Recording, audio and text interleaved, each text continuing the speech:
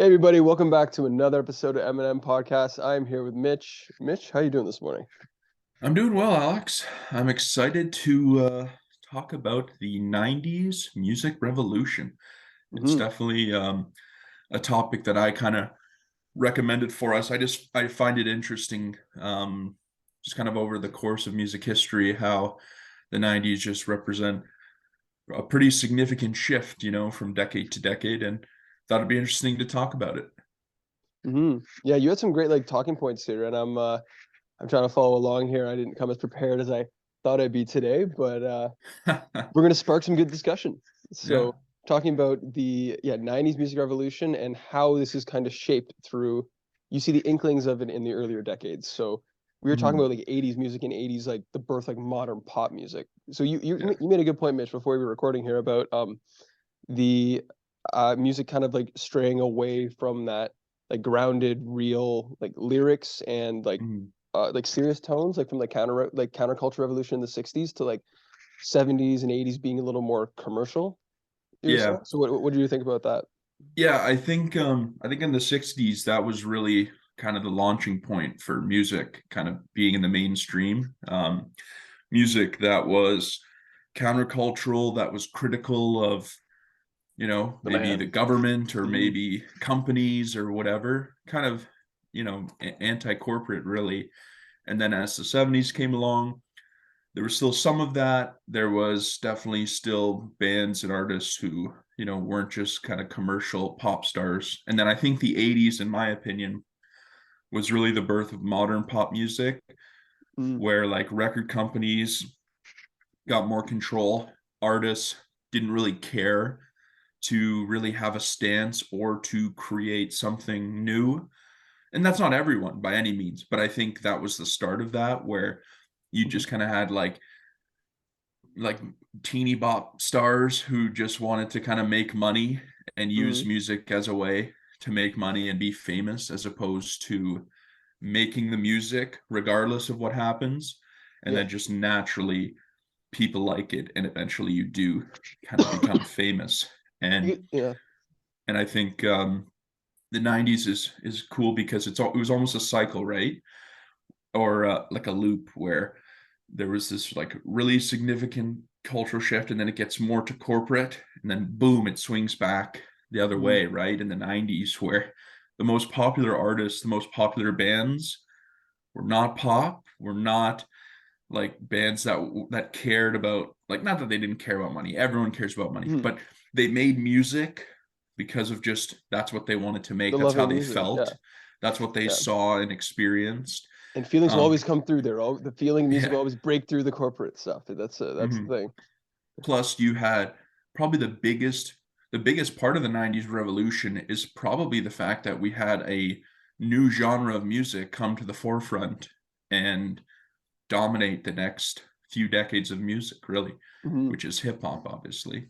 Yeah, and it's interesting because the birth of hip hop was in the early 70s. Like Yeah. 1973, they say was kind of the I think I shared that here, was the beginning of hip hop. I think was oh, what's his name? Clive Campbell, I believe, one of the first Hmm. DJ Cool. He's one of the first guys to introduce hip hop. He was a Jamaican immigrant coming to the Bronx. So it's such Hmm. an underground scene, and no one really knew about hip hop until they started, and then in the 80s it started picking up more and more. Yeah.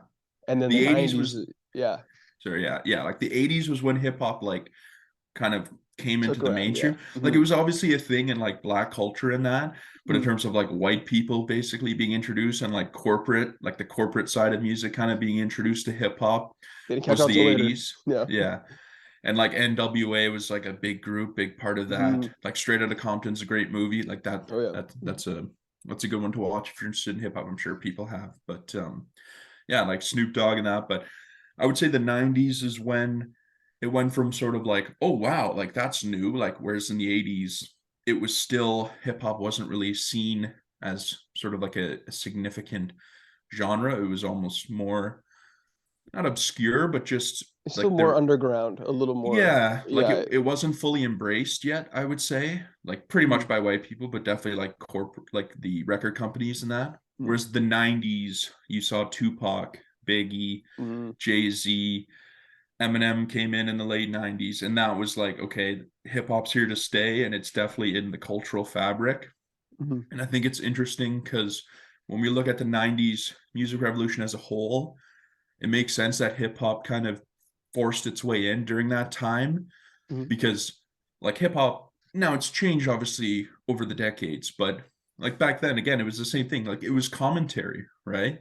It Mhm. was like about their lives. It was about the situations that they've seen that they came from, and that kind of works with the trend of the 90s where like they kind of went against that easygoing sort of like 80s just Mhm. disco kind of synth, repetitive sounds. Mhm. And you had some really great lyricism from the hip hop artists like Tupac and Biggie, from that Mhm. time, which Yeah, and no, for sure, and that's like you said, it's like it's a very emotionally charged like genre of music where it's yeah. like it comes from like a lot of it was come from struggles that people had, and I Hmm. know like the 70s and 80s like I don't want to rip on the 80s, like I love 80s music, it's what I listen to most.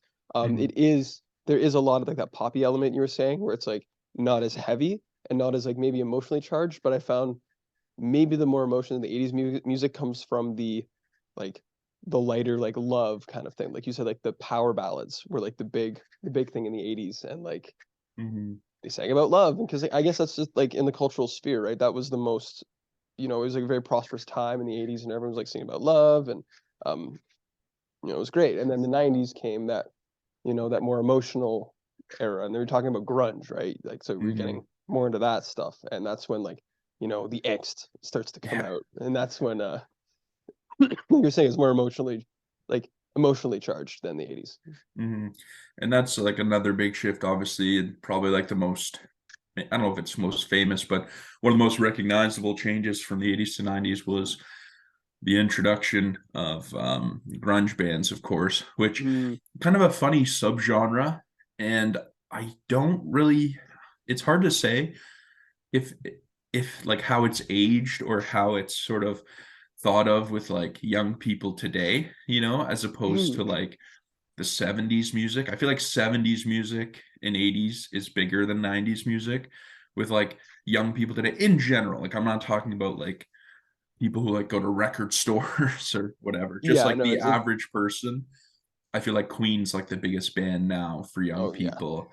Queen's And they're huge. obviously a 70s band. Beatles are still huge, Mm, Stones are big. But it's funny because I feel like grunge is very distinct kind of to that time. And again, like you were saying with the 80s, how it's all love songs. It's all like, oh, everything's great, everything's awesome. And then you mm, just have like this like people who were kids at that time who probably weren't experiencing those mm. feelings, and were like, F this, like We're I not want to heard sing like about like real stuff, exactly, like. yeah. And you saw that with like a lot of the grunge bands. Like there's a ton. I mean, Alice in Chains, Mhm. Pearl Jam, and then probably the biggest one, most recognizable one would be Nirvana, I think. Yeah, Um, Obviously Kurt Cobain, like an iconic frontman, and also had like a bit of that like almost mythical element to him that some of the other superstars in rock have, he was like like that Jimmy. airy artist, like that kind of like Yeah, that reclusive artist sometimes, right? yeah.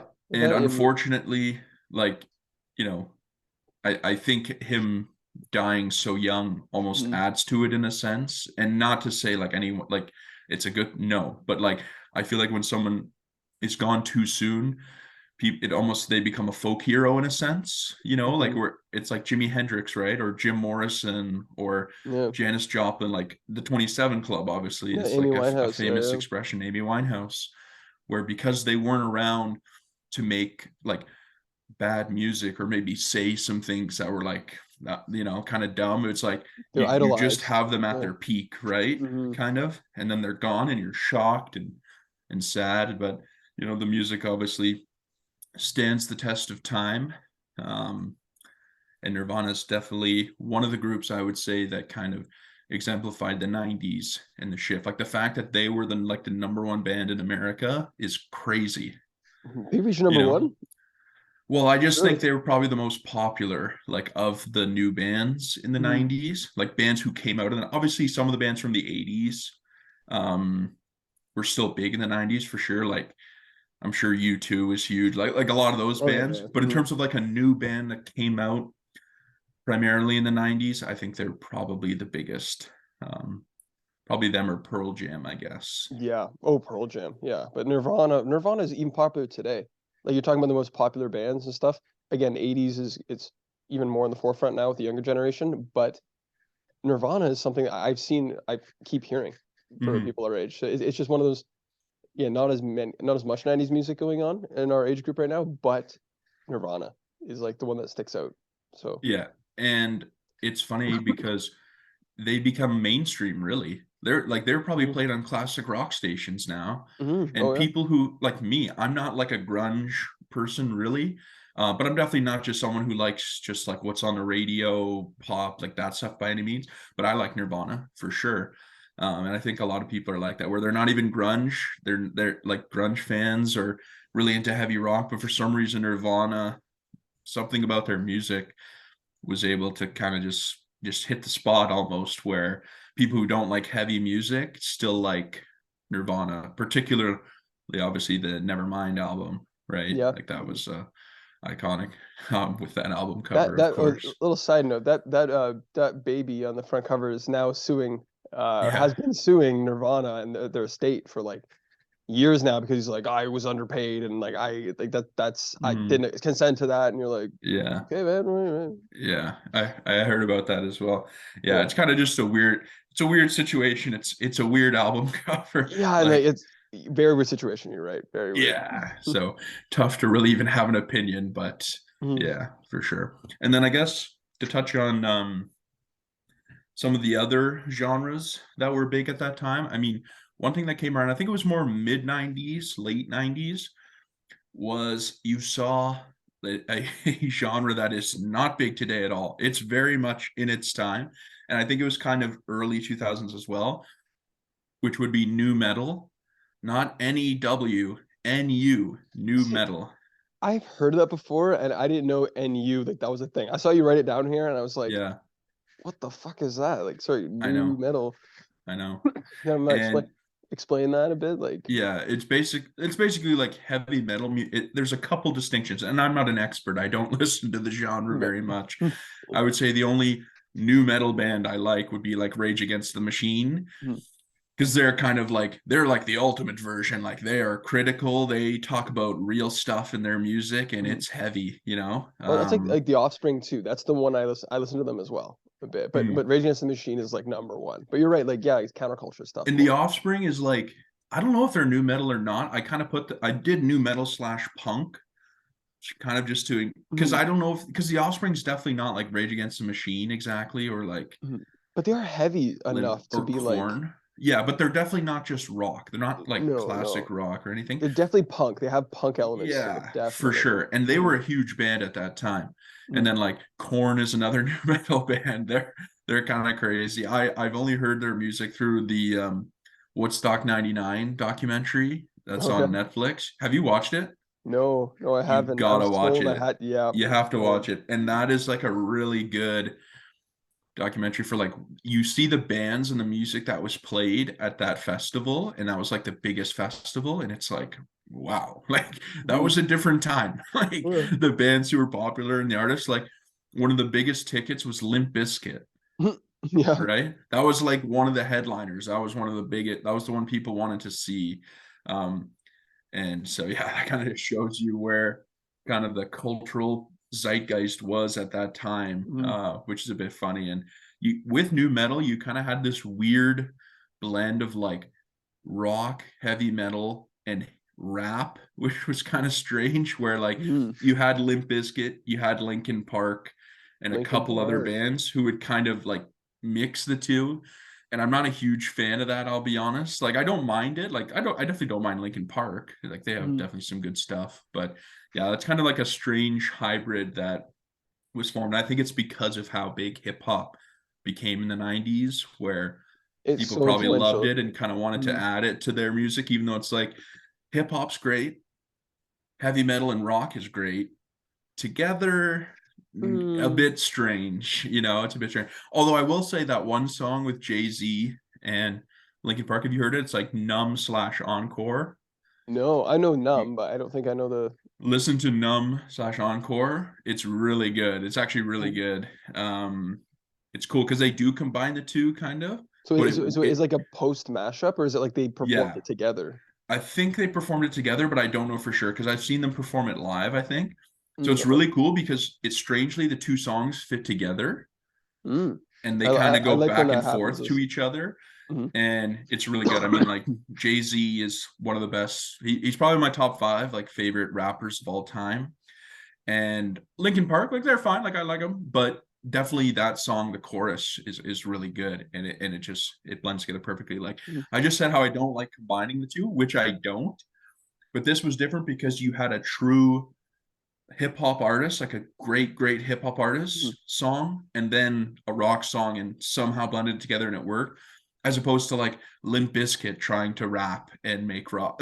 Like Limp Bizkit's a strange one. We should do more research into them. I I find don't. them Yeah. fascinating and really weird. Yeah, like, I don't know enough about them. Like, yeah, I've heard you mention them before. I don't Mm-hmm. think I can name a song by them. But No. funny enough, when you mention mashups, all I'm thinking of is Boulevard of Broken Dreams and Wonderwall. That's like the huge '90s mashup I know. Oh, Like, was that a matchup? A oh, mashup? oh, you haven't heard that? I haven't heard it. No. So Boulevard of Broken Dreams mashes with Wonderwall because it's like Hmm. the same like verse, like the same chord progressions and stuff, and Hmm. it fits perfect. And that's like the huge mashup of the '90s, which is That's funny.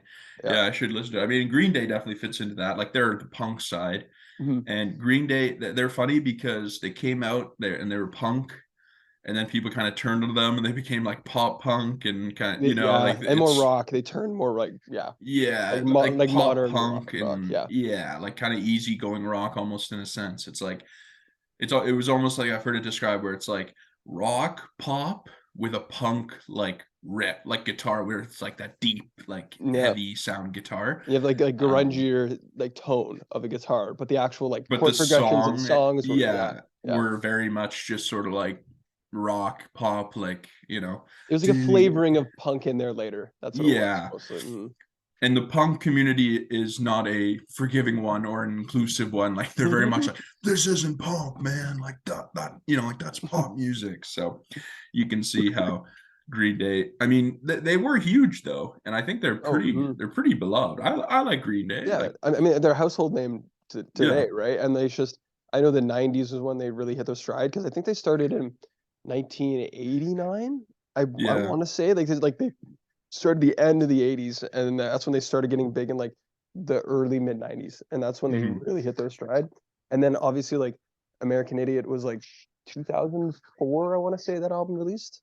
Hmm. I don't know for sure, but, like, that was the one I got introduced to Green Day with, and, that was, like, near the end of their, like, the Their era sort that of I know. prime. Certain Yeah, prime, that yeah, was like the so end of their prime in terms of like making music. mhm. Not necessarily popularity, but just like that was probably their last like really good album.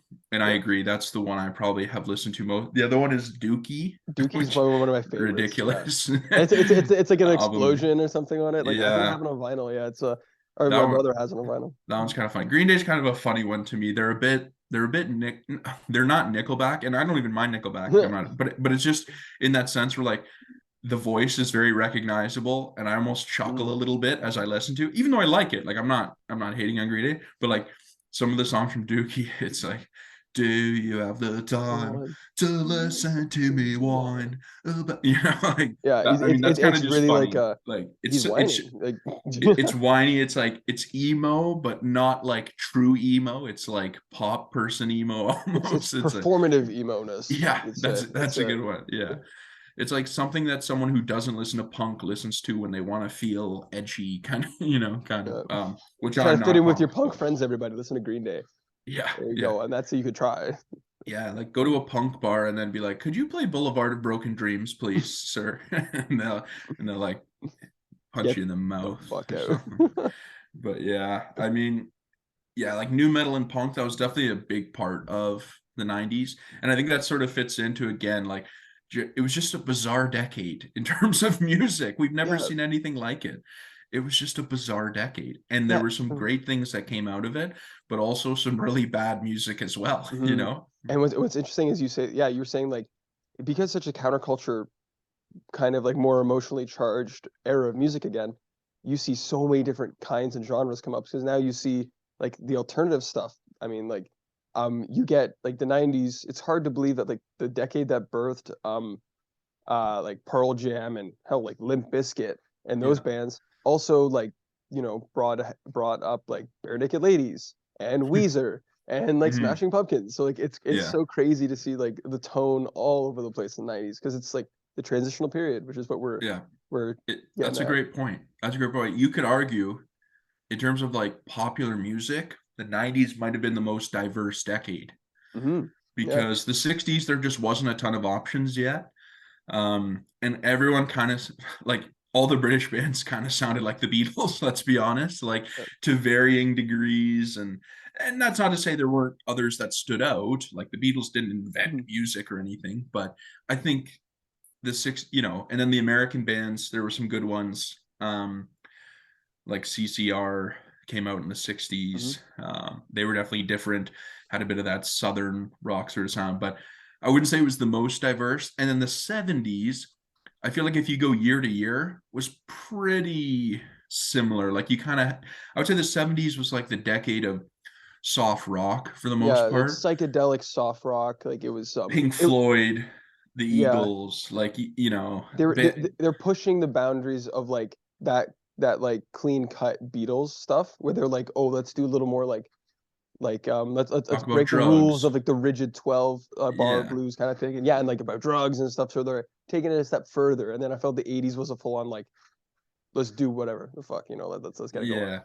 Also in the 70s was like definitely the birth of metal, but Hmm. we didn't Hmm. know it. I don't think people knew it necessarily. Like if you play Black Sabbath, like I don't think most people would think of it as heavy metal, but it was Hmm. definitely the birth of metal for sure. Like one of the significant like first bands Hmm. that I would say like Metallica, Iron Maiden. Iron Maiden I think was around during the 70s, were they? I, Or were they 80s? I want to say early. I couldn't tell you if they're early 80s or late 70s. Yeah. Like it's something I want to look Regardless, into. yeah. Hmm. Regardless, though, I do think Black Sabbath was definitely like a big part of metal, like kind of coming to the forefront. But yeah, Hmm. I feel like the 70s, there were like groups, but for the most part, it wasn't like these crazy swings of all different genres. Like you think of the most popular artists, like the Eagles were probably the biggest band of the 70s popularity Hmm. wise. Pink Floyd was right there. Jimi Queen. Hendrix was another. Well, Hendrix, yeah, and I would probably say Hendrix is more 60s,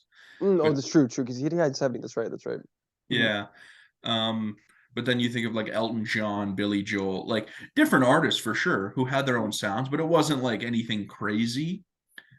But then you look at the 90s and like if you were to make a top five most popular bands and artists, or maybe just some of them, like list a bunch of them, you would say like Nirvana, Tupac and Biggie, Hmm. Alanis Morissette, Hmm. and Pearl Jam or Limp Bizkit later in the 90s. Like that's ridiculous, like Hmm. that those five are like some of the biggest artists and bands from that time, and yet they sound completely But different and are different genres, which is cool. and I think what's cool about that is to think of actually like see if I can draw the string here is you think about all these artists that are going like coming up in the 70s and 80s, they're still making music more often than not if they're like big bands through like the 90s and early 2000s sometimes. So it's cool because you see new artists emerge while the old artists are trying to like maintain or keep like make a new sound. So that's why there's like so many bands in like the 90s or so many people putting out music, and that's why I think there's so much diversity in the music because For people are sure. trying to either change their sound or yeah, new people coming up. Yeah. And I guess now we can maybe take a look across the pond over to Great Mhm. Britain and a little bit about that music from the 90s. Sorry, I just have to pause. I have to take a piss so Oh, it's okay. bad. It's okay. I'm sorry. I Mhm. wanted to lead off so that we can come back in with that 90s like British thing quick, Mhm. just so it Mhm. wasn't like a clear choppy thing. Yeah, sure.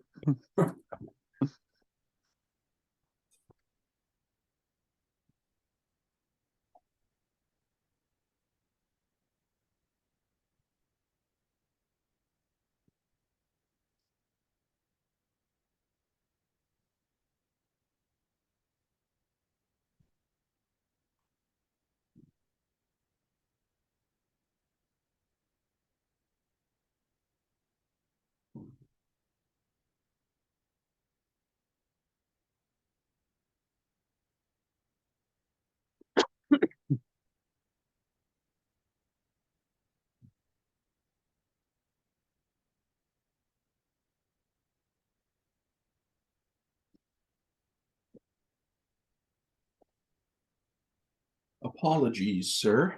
Oh, Sorry good. about We are that. I think that's the back. first time we've had to do that. I think so, yeah. I've been drinking water like crazy this morning. I'm drinking a ton of water. Yeah. Oh, yeah. I'm in the opposite. I've been drinking too much coffee. Exhibit A. I've just been All doing right. that, and I need more water. Yeah. Mm. Let's just jump right in. We were in such a good flow, but I Mm. had to. I would not do it unless I had to, and You're I in a had good to. you we are too much of a good flow that you needed to flow. We So were to the point where I was like I just had to go real bad. All right, we'll get right right. back to it. Yeah, so looking again, I guess at the British music of the 90s was quite different, I would say, to what was big in America and what was going on at that time. And I'm not an expert. I'm not from England or the UK, so I don't know exactly what was going on, but I have a pretty decent understanding. Mhm. And one of the big phenomenons from the 90s was Britpop, was what it came to be known. That sort of genre of music where the biggest bands I would say of that group would be like Oasis and Blur. Mhm. But you also had smaller groups like the Charlatans, the Verve. Um, you might even say the Spice Girls fit into that. I'm not sure. I'm not Mhm. too familiar with the Spice Girls, but it's funny because you almost think of England more so as like having that grungier, heavier sound compared to American music and American rock. Yet in the 90s, it was kind of flipped. And one thing that Bennett mentioned, maybe in one of the episodes we've done, or maybe even off camera, was kind of how that era of music was significant in the UK. And it was different because a lot of bands in the past were from the UK, didn't really sing about it, and wanted to go to America, right? Like Mhm. that was the big thing, make it in America. Whereas in the 90s, the British bands were singing about being British and like being having that experience and like not like some page in a patriotic way, Mhm. more just in speaking about their experience and like their lives as opposed to like their aspirations. And I think that definitely caught on big like over there. And it fit better that way too because like 90s was the big globalization, right? So there was no Mhm. need to be like I guess not sing about your British heritage and try to make it in America because maybe in like the British New Wave in the 60s um they wanted to sing about American things to appeal to American Mhm. people, but now it's there's there wasn't as much I guess push for that in the 90s. Yeah, So for sure. And that's a great point actually about globalization. Like we're not some political or geography or anything yeah. podcast, but that's actually that's a great point. I mean, we don't make them often, but that was a great We one. have some good ones here now and then. I know. I'll pat I ourselves on the back a few times, yeah. Yeah, that was a good one. And it's true. And I think that's why it was so big in the UK was because people related to it, right? Mhm. Like I try not to make all of our music episodes come back to me talking about Oasis. I really don't, but I think it applies in this But you episode. will anyways. Yes, it will because it was I 90s. think it does apply to this You're on episode. topic. Yeah.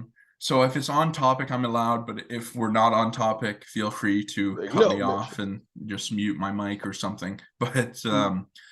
like their early album, their first album, I should say in particular, like they talked about basically being a person in your early 20s in the UK and like being unemployed, not be like just these sort of universal experiences that people had, like kind of just struggling average Mm. people. And that's why it became so big.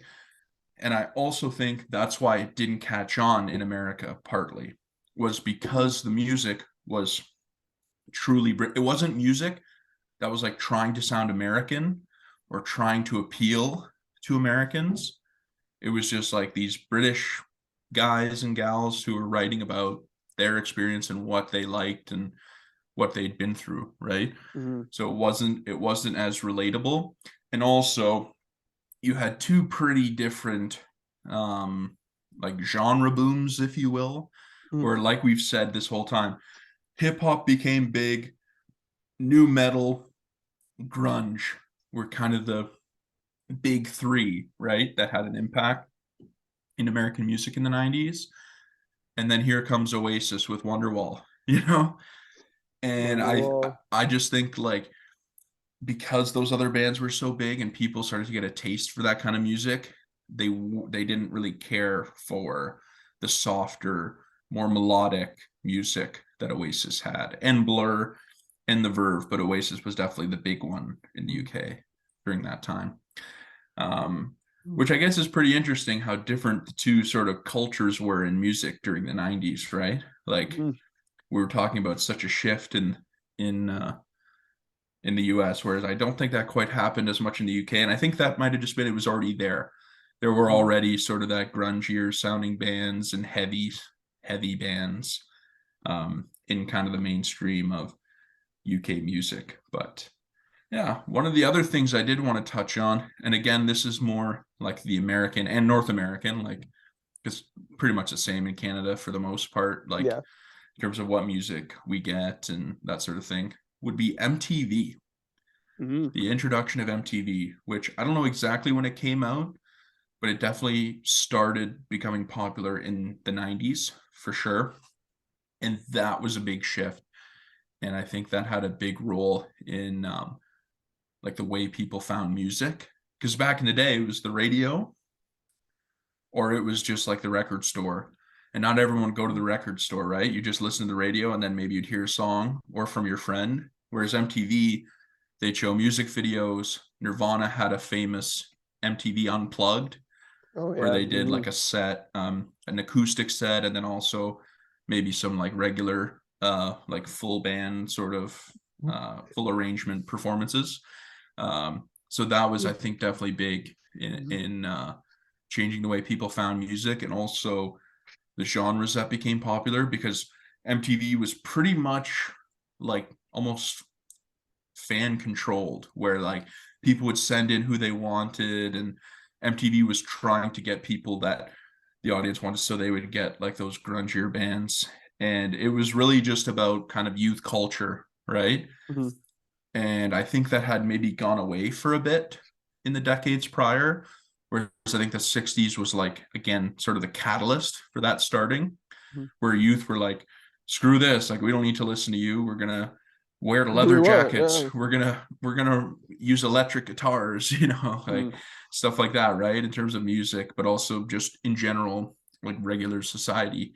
And I think the 90s kind of brought that back with MTV, where they would play any band. Like they weren't just playing like the people that record studios wanted to push, like Mhm. the pop stars record studios thought could be big. It was like bands people actually wanted to hear, like Nirvana. And I think that definitely played a role in sort of that 90s revolution, right? Where, again, you had people who weren't kind of being force fed music. It was more they found it and then that's just what they wanted.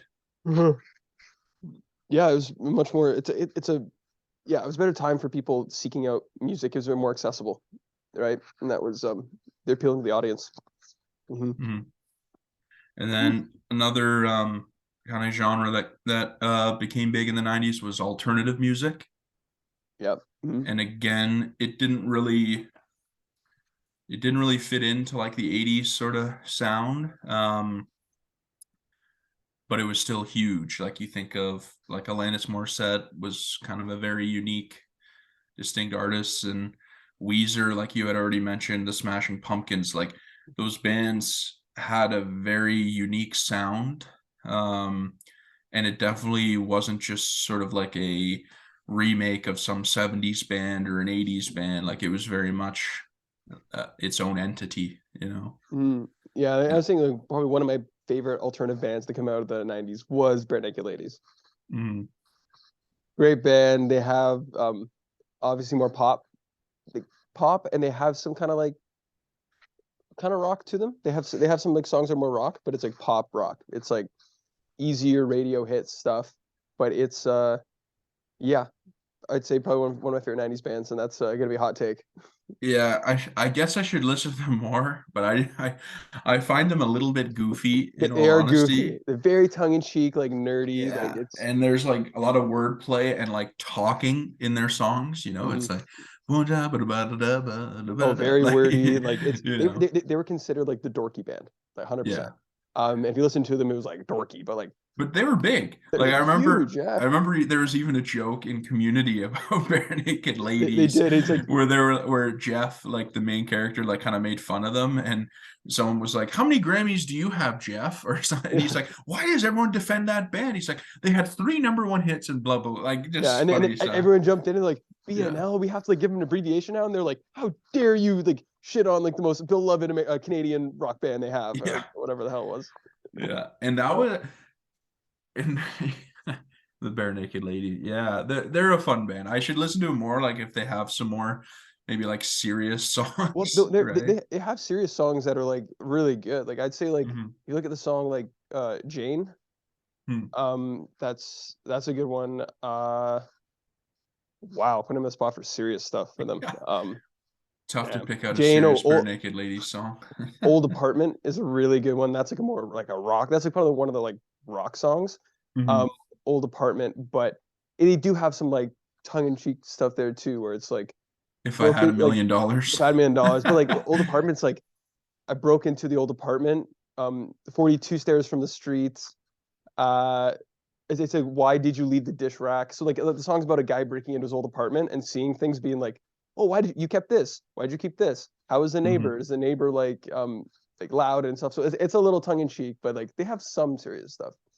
So Yeah, I recommend yeah. it Well, anyway. maybe I'll check it out. But yeah, I mean, again, the Bare Naked Lady, that's another perfect example of how weird the 90s was. Like the Hmm. fact that they were a huge band. Like, Yeah. imagine if they came out in the 70s. I feel like they would never have gotten anywhere. Oh Like, hell no. because it was so different. And it's hard to pinpoint exactly why all these like different genres and like random bands and artists became big, but it's cool. Again, I keep going back to it. It's like the 90s definitely produced some bad music, that's for sure. Like there was some Mhm. popular music that's bad, but that you could say that about any decade. But I would say, in particular, the 90s, some of the music has not aged well in terms of Mhm. like, yeah, this isn't like, whereas like the Beatles music, okay, why am I comparing them to the Beatles? But I mean more just like sort of those bands that relied on just like melodies and harmonies, like kind of just the basic tenets of Yeah. music that can transfer anywhere and at any point in time will sound good. Whereas like some of these bands had a very different sort of approach, and that's part of it, right? It makes you loved by some and then like hated by other people who don't like the band. But Mhm. another group that would fit in that alternative one that I haven't listened to much at all, I'll be honest, I don't know if you have, would be Radiohead. I know of them. I've heard a bit of their stuff, but I never like got into them. Like I again, Hmm. huge 90s band. It's just something that never was Yeah. really on my radar. So Yeah, same with me. I was just wondering because I'm the same way. Like, obviously, I've heard of them. I know they're a big band, and but I never really have listened to them much. But the funny thing about them is like their fans are passionate. Like that's what I've heard. anytime, Yeah. anytime, like I'll see on like TikTok and stuff, or like when people do like an album bracket where you just like pick which album like that. Mhm. And if someone doesn't pick one of the Radiohead albums to like especially OK Computer is like the famous one. If Mhm. they don't pick that one to like win it all, they're furious. Even if it's like I don't know, Sergeant Pepper's or like one of the Pink Floyd, the Dark Side of the Moon, like one of those like iconic albums Yeah. they're still upset about. So I respect the passion. And Yeah. I'll just throw in a couple words for another alternative band that I was really big into a few years ago, which is Counting Crows. Yeah. Yeah. Um, Oh, the funny thing about them is I listened to them so much and just totally like was entranced. Like I just listened to all their albums and like loved it. And yeah. I've barely listened to them since. And it's not because they're bad or anything. It's just like I've moved on and I have Mhm. revisited some of their songs and I still like them. But it's just funny how music has that way about it where you can just be obsessed. And maybe that's more to do with my own personality a bit, Yeah. but it was like I was just obsessed with it. And then it's not that I don't like it anymore. It's just like I've kind of moved on to other bands, Yeah. you And know? I do the same thing with genres of music too. Like I get into like a really big like I'm a Van Halen fan. Like I'll get into really Mhm. heavy rock and Van Halen for like a few weeks at a time, and I listen to like their repertoire. And then right now I'm actually it's funny like when I have like my funky mornings playlist where I'll put on some like it's funny where I have Yeah. some like nice light stuff and on my coffee and stuff in the morning, and now I'm listening to a lot of like 60s like R&B and Hmm. 60s like pop R&B. So it's Yeah. like a really cool like just like oh, what's one listening to mostly? Oh, like I like Otis Redding is someone I listen Yeah. to now like a lot now. And I'll have to pull up the others, but it's a lot of yeah, even Commodores and stuff like that. Yeah. Like that's what Oh, I I'm getting a huge kick right now in like the 60s and 70s like R&B and like like pop. So soul. Yeah. soul, I guess soul and pop. Yeah, yeah. Yeah, I love it. Like I was introduced to that music at a young age, like Otis Redding, Bill Mhm. Withers, Commodores. Bill Like there's Withers, lots, yeah, yeah. there's others, but just again, like that's like what I mean by like that timeless music that I think a lot of bands and artists in the 90s didn't do. Like they had their own Yeah, style, and that's why they it's didn't not going to encapsulate age that. It's well. exactly. It's Yeah. just it stayed in the 90s. That's it. Yeah. And people loved it then, and that's great. But I don't think in 30 years, like Limp Bizkit or The Offspring will be like the biggest Resurgence. band. Yeah. Whereas like Bill Withers, like Ain't No Sunshine will always be a great song. No Mhm. matter what, will always be a great song. You know, Lean on Me or Sitting on the Dock of the Bay, you know, like that stuff. Sitting on the dock on the bay. Like Yeah. that's never not going to be a good song because it's just like it's like simple music, not in a like me trying to say it's not like a great song. It's just like it uses the principles of music. That's it. Like Yeah, like there's the none of this basic like building blocks. extra. Yeah. Yeah, it's like kind of exactly like just the building blocks of great music where you have great vocals and great melodies pretty much, you know, with like an arrangement that suits the song and isn't too overpowering, right? Mhm. But yeah, I love that music as well. All right, I guess we could go talk about some of our personal favorite 90s bands or artists. Alex, who would yours be? I did say the Bare Naked Ladies. I You did say did. that if I'd be my nice little goofy answer. I love the Bare Naked Ladies, but Mhm. in terms of 90s, like what else I would like? Um, mm, maybe Weezer. Maybe a Weezer. Weezer, because like I do like the rock stuff, like heavier Mhm. rock, but I've been again listening to more and more like acoustic rock and softer stuff like that. But if Yeah. I had to pick 90s band, Weezer. That's a 90s band to me. So Hmm. For sure. mhm. And they're kind of a funny band too. Like again, with the 90s, it's like I feel like all these bands are so polarizing, you know, Yeah. like Weezer again is one of those bands where it's like some people just hate them. Yet I Mhm. no, but I agree. I think they're good. And I think with them, it's like their first couple albums were good and then they fell off. Yeah, yeah. Um, but yeah, I mean that first album, or I don't know if it's the first album, but the one where it's like the blue album I think cover it's and called the they're Blue Album. standing there. I think it's called the Blue Album. Maybe, I think yeah. that's what it's called. Yeah. Like that one's got like a lot of good songs on it. Mhm. And yeah, they're kind of at least some of the songs I've heard, like kind of an acoustic type band where, Mhm. you know, it's not very heavy. Although like Say It Ain't So, it kind of starts off a certain way and then changes kind of halfway through the song. Um, Mhm. yeah, But I would say what about you for though? Yeah. yeah, for mine, I mean, the one I listen to most would be Oasis, but I didn't want to say that just because I've talked about them before, because there are other artists Mhm. and bands. And for me, it would be Jay-Z for sure. Oh That yeah. stood out. Like as I was doing some research and just some thinking about music of that time.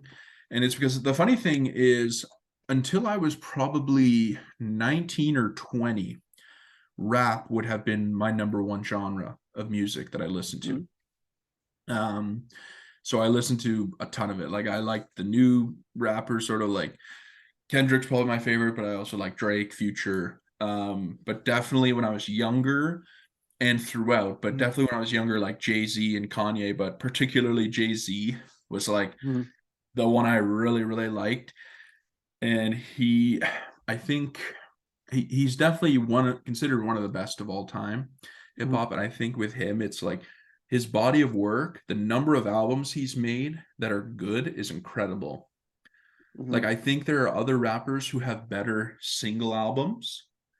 Like there might be a decent amount of rappers who I would say like one album is better than any of Jay-Z's albums, But as a collective whole. but he had a stretch and even now like some of the newer ones he's put out are still like pretty good. Like just the incredible body of work and the consistency and the longevity Mhm. is what I think puts him into like the GOAT debate in terms of like who's the best rapper of all time.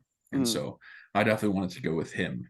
And then yeah, just to kind of touch on the hip hop thing again, is like it's funny because you had Big and Tupac, who I'd say were the two most prominent artists of the 90s, but I think the most popular was Eminem, and Yeah. Eminem was definitely big getting again like white people to get into rap music, which is good that he That's was how I able got to do in. that. Yeah, As a kid, it's good Eminem, he yeah. was able to do that because it got new people to listen to artists like Tupac, Biggie, Jay-Z, Snoop Dogg, Lauryn Hill.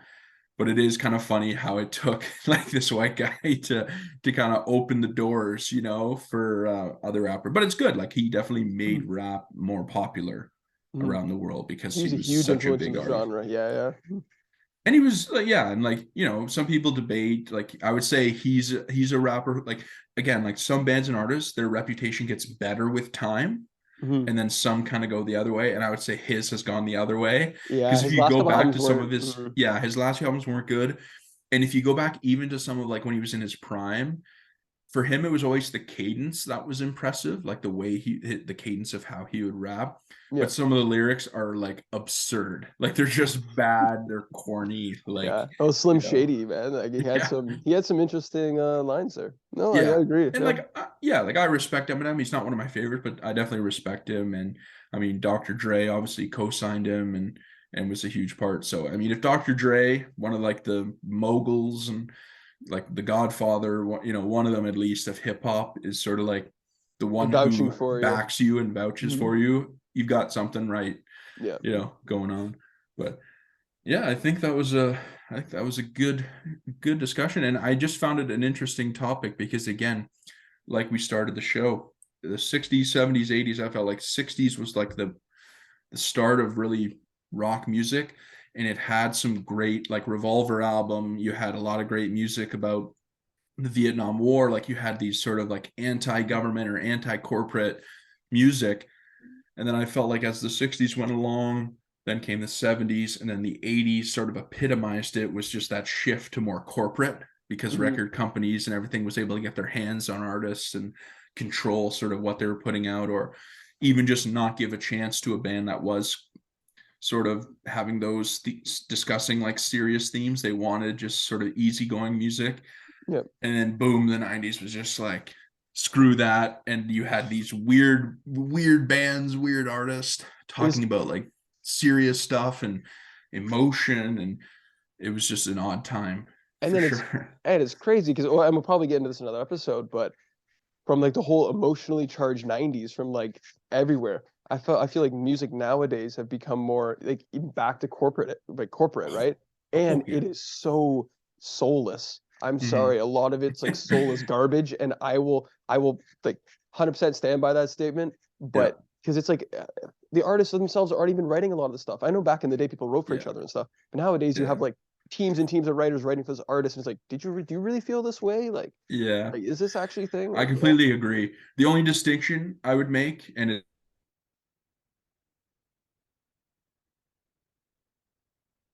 Oh, hello.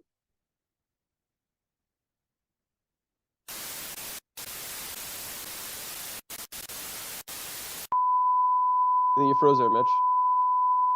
yeah, you're frozen as well. Can you hear Oh, me? okay. I'll hear you now. I'll hear you now. Sorry. Only distinction you make. Yeah. So we'll try to cut it right after the end of your like rant there, which was good, Yeah. and then we'll go from here. The only distinction I would make, and I think you'll agree with me, is like mainstream music, because Mainstream. Yeah. there's definitely still creative bands, creative artists who do control their music, write their songs, and aren't just like that soulless corporate pop music. But I completely agree with what you said in terms of mainstream, like Yeah. what.